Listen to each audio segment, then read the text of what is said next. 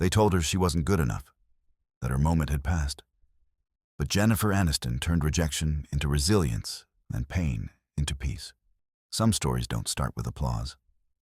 They start with rejection. Jennifer Aniston's began with silence, struggle, and a dream that no one took seriously. Before the lights of Friends, before the Emmy Awards, before becoming a household name, there was a young woman facing closed doors and constant doubt. She was told no so many times that most people would have stopped trying. But Jennifer didn't stop. Because deep down she carried something stronger than talent. She carried belief. She once said, "There are no regrets in life, just lessons." That single sentence captures her entire journey.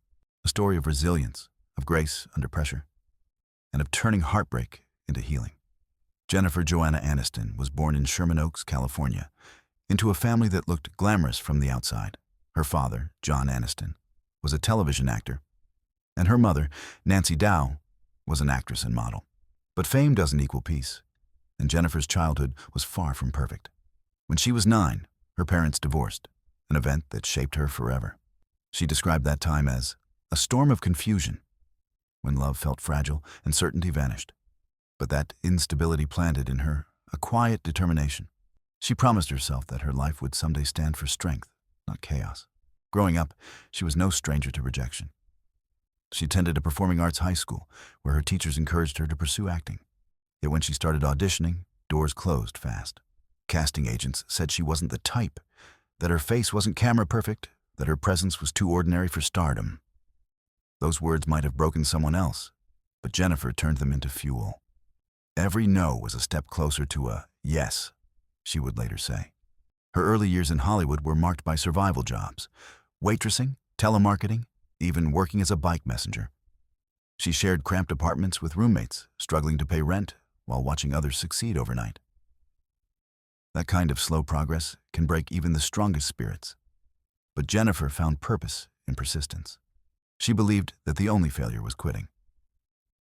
Then came a string of failed TV shows, 5 to be exact. Every one of them canceled before the first season ended. For some, that would have been the end. But Jennifer saw those failures as rehearsals. Each show taught her timing, confidence, and resilience. Each rejection taught her humility. Every disappointment built patience, a skill that would soon change everything. And then, when she was nearly ready to give up, came the audition that would redefine her life, a show about 6 friends trying to make it in New York City. It was called Friends. Jennifer auditioned for the role of Rachel Green, a spoiled girl with a heart of gold. The network wasn't sure at first. They thought she might be too likable. But she brought something to Rachel that no one else could: honesty. And when the show premiered in 1994, everything changed. Overnight, Jennifer Aniston became a cultural icon. The hairstyle, the humor, the warmth. The Rachel wasn't just a character, it was a movement. But with fame came pressure. She went from struggling actress to global celebrity in months, and suddenly the world was watching her every move. For many, that would have been intoxicating. For Jennifer, it was overwhelming. She said later, "Fame is not a cure for pain." Because behind the laughter and applause, she still carried the emotional scars of her childhood, the divorce, the insecurity, the loneliness. The world saw perfection. She saw the same girl still learning how to believe she was enough. That's what makes her story powerful. It's not about instant success. It's about surviving the spotlight without losing yourself. She learned that success doesn't fix you. It only magnifies who you already are. During her time on Friends, she worked tirelessly, balancing filming schedules, interviews, and a growing sense of responsibility. She understood that millions were watching, finding comfort in her character's laughter. She never treated that lightly. "If I can make someone smile," she said, "then I've done something right." That humility separated her from fame's emptiness. But like all journeys, hers wasn't without pain. Her marriage to Brad Pitt, the golden couple of Hollywood, ended in one of the most publicized divorces in history. Tabloids turned her heartbreak into a spectacle. Headlines questioned her worth, her fertility, her happiness. For years, she became a symbol not of success, but of sorrow. But what the media wrote didn't define her. What she did next did. Instead of breaking, Jennifer rebuilt.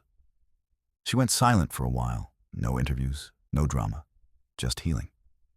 She threw herself into work, into self-growth, into learning how to stand without needing anyone to hold her up. When she finally spoke publicly about her divorce, she didn't use bitterness. She used wisdom. "What doesn't kill you makes you funnier," she joked once. But behind the humor was courage. She transformed her pain into art. In films like The Good Girl and Cake, she played characters haunted by trauma and loneliness. Critics who once dismissed her as just a sitcom star now saw her depth. Those performances weren't just acting, they were therapy. She poured her truth into those roles, every ounce of hurt, healing, and hope. And that's one of the greatest lessons in her story, that you can recycle pain into purpose. You can turn heartbreak into healing energy that inspires others. Over time, Jennifer began using her platform to advocate for mental health, women's empowerment, and body positivity.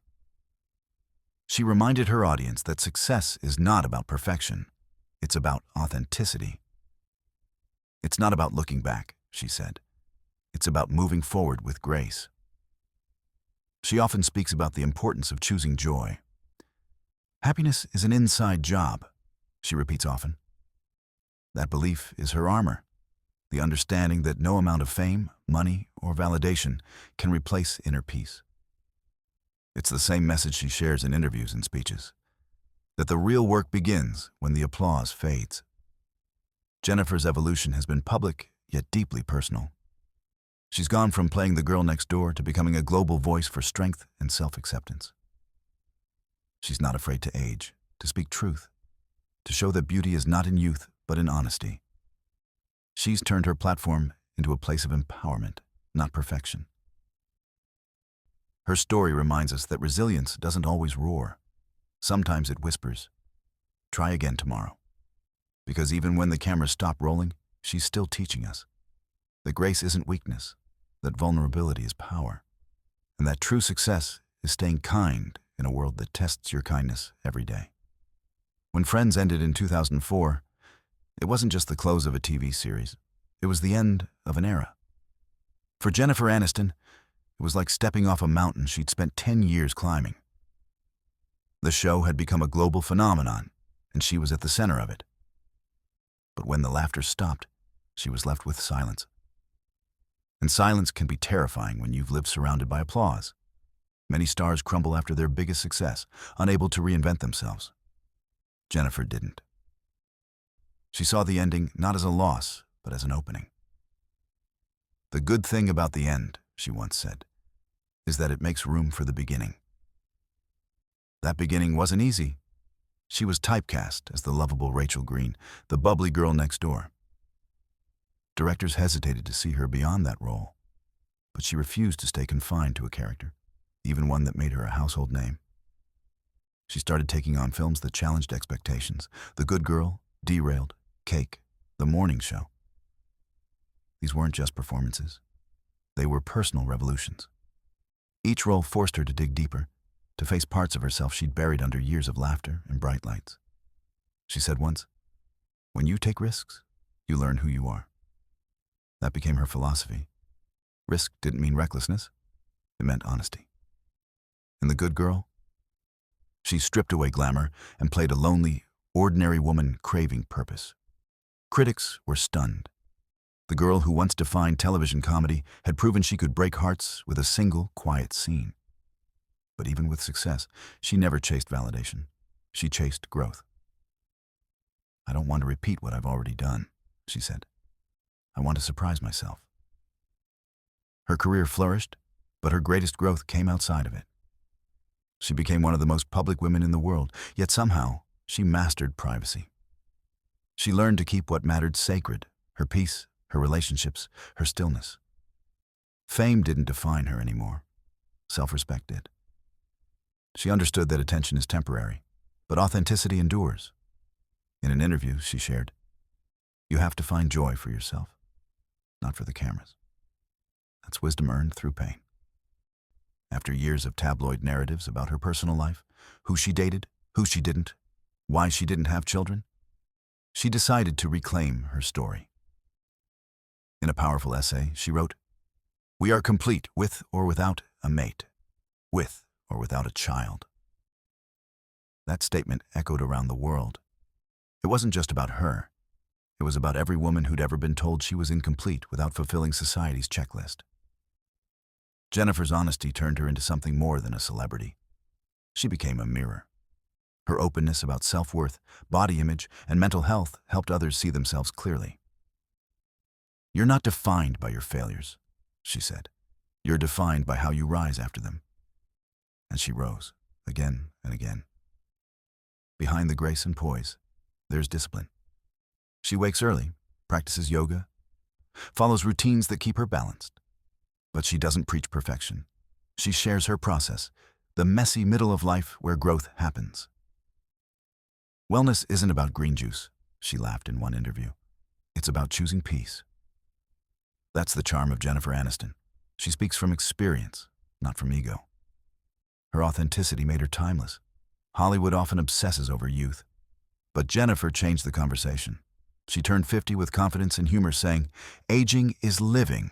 If you're lucky, you get to do it." Instead of hiding her age, she celebrated it, inspiring millions to embrace theirs. Her face became a symbol not of perfection, but of possibility.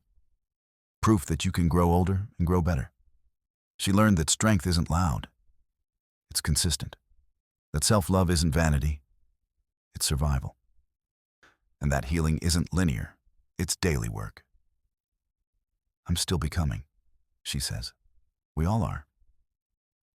There's something beautifully human about her journey. It's not about fame or fortune. It's about resilience.